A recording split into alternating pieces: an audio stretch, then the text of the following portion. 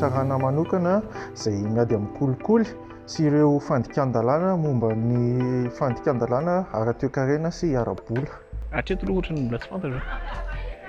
Ny atao hoe PAC dia pôle anti-corruption. PAC, pôle anti-corruption. Ny PAC aloha tsy dia mbola fahentiko matetika.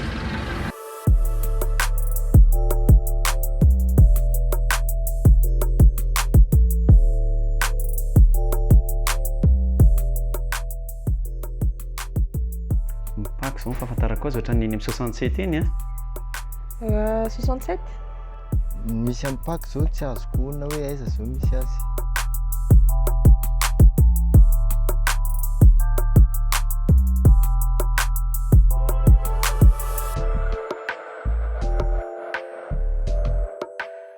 Fanodikodinam-bola mpanjakana izay ataon'ireo tompony andraikitra maro samihafa. Fanararaotana fahafantaran'olona.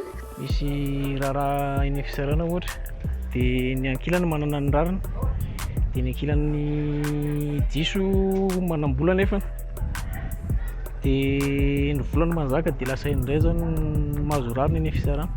Ohatra hoe resaka tsolitra amin'ny resaka pôlisy ny any amin'ny birao-mpanjakana ireny.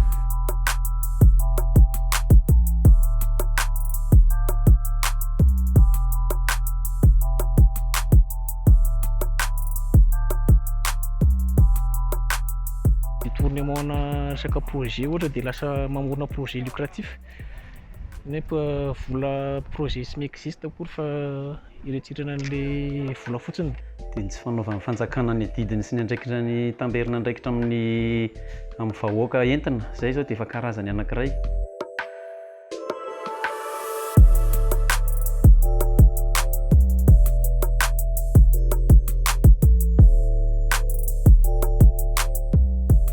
Miady amin'ny kolikoly dia mampisy fitoviana eo amin'ny olona rehetra.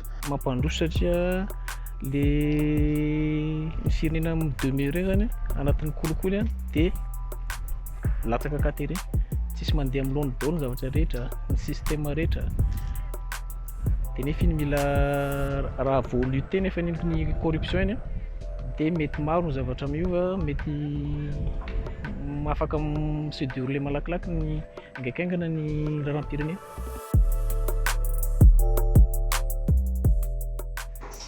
Eny, tena mila saziana tokoa ny olona manao kolikoly satria tena mandika lalàna tokoa izy ireo. Ny fanasaziana olona aloha matetika mantsy amin'ny tany andalam-pandrosoana ohatran'ny hoe sazianao ilay olona dia any anatin'ilay fanasaziana koa nefa mbola misy kolikoly ihany koa dia raha ohatra ka vola be no ahodikodina ohatr'izany dia mety hoe mandoha vola koa izy any ambadika any mety hoe miditra any izy dia avy eo izy mivoaka ho azy indray rehefa avy eo dia izay nefa no tsara hoe isiana fanaraha-maso hafa mihitsy fa tsy hiverimberina an'izay zavatra izay. Mety hampandrosoan'ny firenena tokoa satria vola tokony ho any amin'ny vahoaka sy ny harena tokony ho tavan'ny vahoaka lasa n'olo-tokana sy olom-bitsy. Raha tsisy ny sazy dia ny olona izay manan-karena amin'ny alalan'ny kolikoly dia manan-karena eny foana, moa ny victime dia mijanona victime eny foana ihany koa. Ilaina tokoa ny rafitra manokana ohatran'ny PAC izay rafi-pitsarana miady manokana momba ny kolikoly satria hatramin'izay nitsangana sy nijoroana izay dia hita fa mitandrina kokoa ireo tompony andraikim-panjakana izay mitantana vola sy harena-mpanjakana.